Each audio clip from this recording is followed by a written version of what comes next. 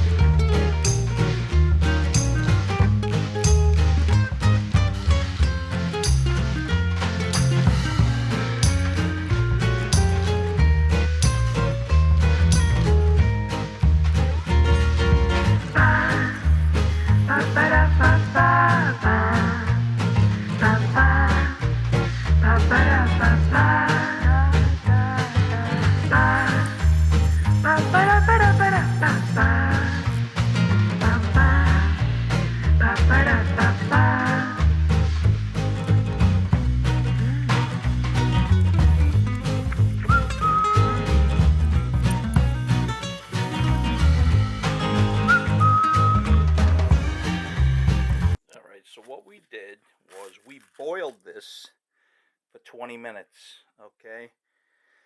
After you know, that was after cleaning it, degreasing it,